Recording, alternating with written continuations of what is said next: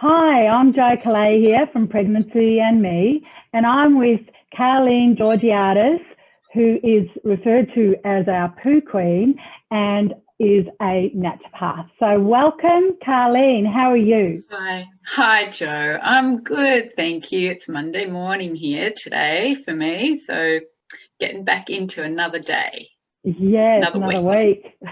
Mm, And today is an exciting subject for the poo yay! queen, which is constipation in pregnancy. Yeah, Um, so could you tell us a bit about, why is it common, or when should we yeah, worry, or how to overcome it? So yep. over to you, So, Carly. well, absolutely, it is common, and of course, we've got different stages in pregnancy. So, constipation can appear at each of those trimesters for different reasons. And one of the things that I find when I'm talking to pregnant women about constipation is that there's this word normal, and everyone says, oh, but that's normal. Oh, but that's normal.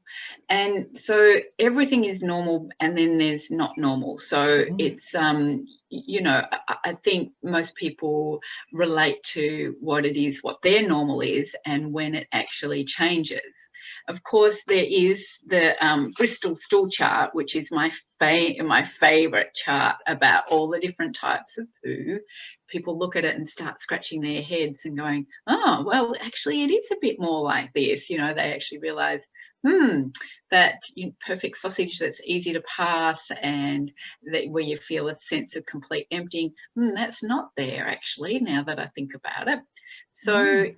and pregnancy, it's challenging because the different phases can bring a type of constipation that relates to the hormones, but also relates to your food intake and maybe changes of food intake. Certainly, the first trimester can bring with it a lot of nausea, and there's so much growth going on, and you can be quite fatigued and maybe changing your food because you're feeling fussy and you're feeling those food cravings and the just maybe not eating as much, you're a bit turned off from food, etc. Yeah, And you've got yeah. new hormones raging through your system that can affect your gut motility.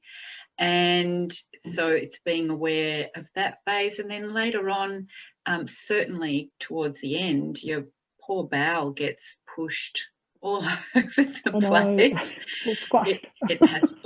It has to adjust, doesn't Yeah, it, to the baby? yeah. And so while motility can also be affected, and there's more hormones happening at that time, and just the feeling of your bowel being pushed around, and therefore the whole process of food moving through your digestive system and being Mm. able to pass that easily does get affected. And so kind of have to be on it at every step of the way, don't we?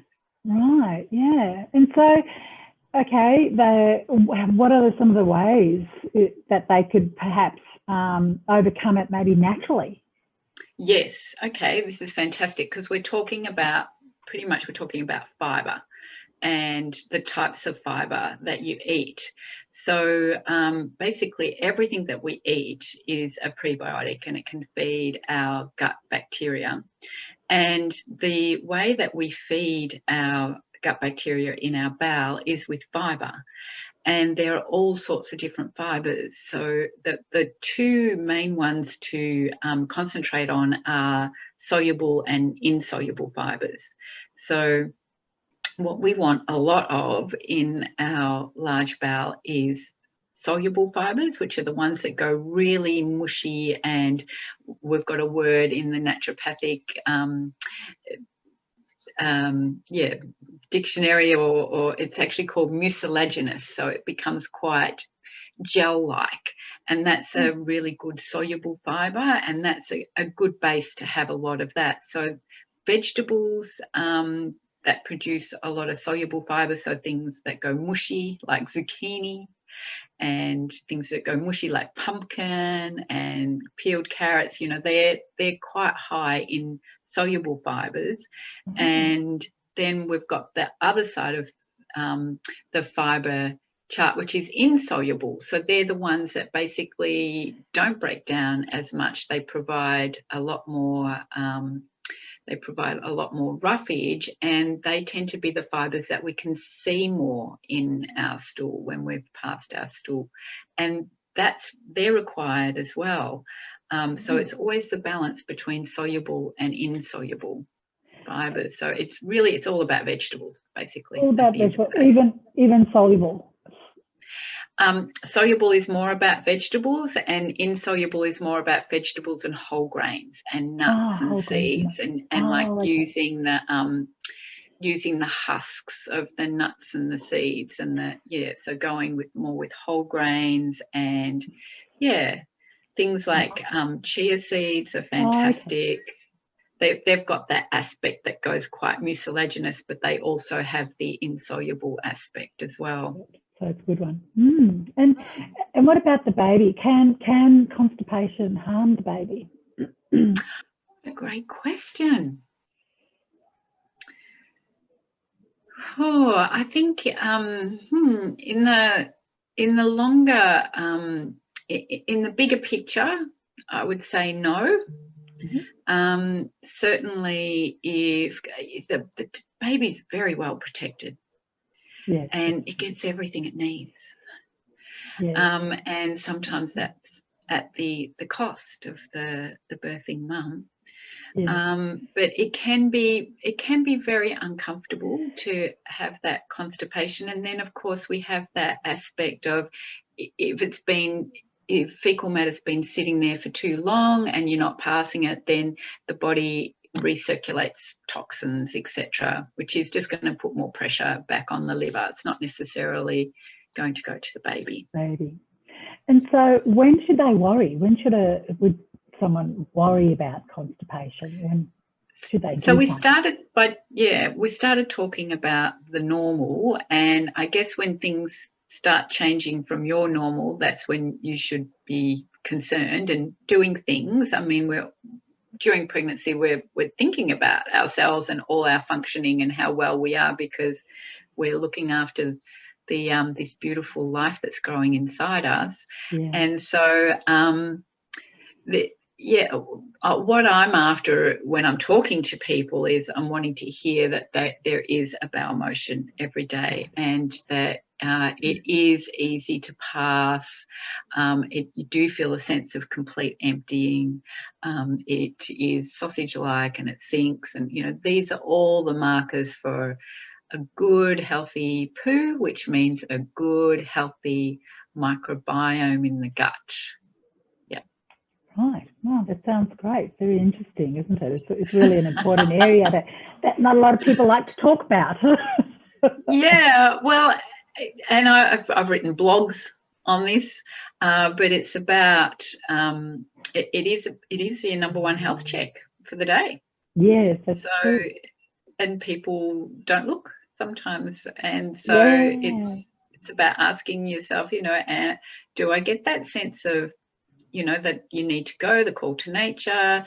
Is it easy to pass? Do I feel, a sense of complete emptying? So with constipation, it can be that there's nothing there, and that you've got no stool to pass, or it could be quite dry and hard and difficult to pass, or it could be quite pebbly, a little bit like rabbit poo. So these are all different levels of constipation, and so that needs to be addressed. And in pregnancy, I would definitely be addressing it with the soluble fibres first, followed by insoluble fibres. Right. And like I've heard people say, take prune juice or pear juice. Will that also help our women? Well, or by the time people come to see me, they've tried all those things. So it's because that's so it's such good advice from a long time ago that's just stuck with us, hasn't it? Yeah. But if that hasn't given you the results, that's a sign that potentially it's a different bacteria that's involved, because both prune juice and pear juice contain a lot of fructose. and they're not necessarily feeding the bacteria that you need to move constipation. Oh, right. Okay. Well, that's interesting to know, isn't it?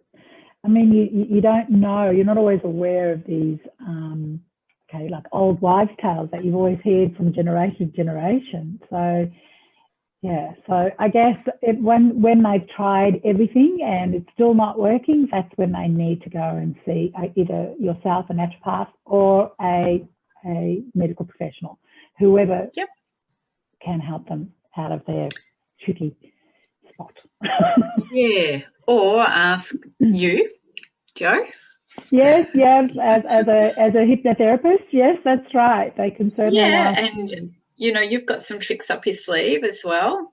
Yes, yeah, definitely. It's called, some of the techniques that we use, and one of them is called cellular consciousness, where we actually go into the body and through trance and see what's causing the blockages. And sometimes it could be related to a trauma, a childhood trauma that's normally between the ages of 0 and 10 years of age, or something that's happened there. And that's how your body reacts to try to protect you in not feeling any of these uncomfortable feelings that you were feeling at that very young age. So yeah, definitely an area of investigation there too. So it's fascinating because, from one point of view, I'm talking very physiological in terms of the bowels being pushed around and your body's been flooded with these hormones, and potentially you're not eating as much, maybe you're not drinking as much, maybe the baby's really pushing up in onto your stomach and you just don't feel like you can hold as much food, and so your meal portions go down, or the types of food that you're eating, you're trying to get more higher calorific value perhaps, and so things are constantly moving, but you're talking about a whole nother level that needs to be addressed as well. It's like we're holistic beings. We can't kind of just slice one part out and think, oh well, if we just look after the basic physiology and eat more fiber, then it's all going to go away. It might need more than that. Yeah, no, definitely. Yeah, the psychological and emotional side of things, can certainly cause havoc within your body if it's not checked. So, yeah, good partnership. Yes, and it's about listening in to those signs. Sometimes it's loud and clear, and other times it's subtle and difficult to notice, and then it's not until after it's been going for a little while that you realize actually it's been like this for 3 weeks or however long it is, and it's time to address what's going on. Yeah, no, that's exactly. Well, thank you for today, Carleen. It's been great talking to you about constipation in pregnancy, and love seeing your crown as the poo queen. I think you look lovely. And I just got to remember to take it off. I go down the street and I'm still wearing it. It's a bit embarrassing. Oh, that would be funny. But thanks again. What we'll do, we'll also include a link to that chart that you mentioned earlier so people can easily find it. So thank you. You've been watching Jo Kalea here from Pregnancy and Me with Carleen Georgiadis from Poo Queen and a naturopath. So thank you, everybody. Bye. Bye for now. Thanks, Jo. Thank you.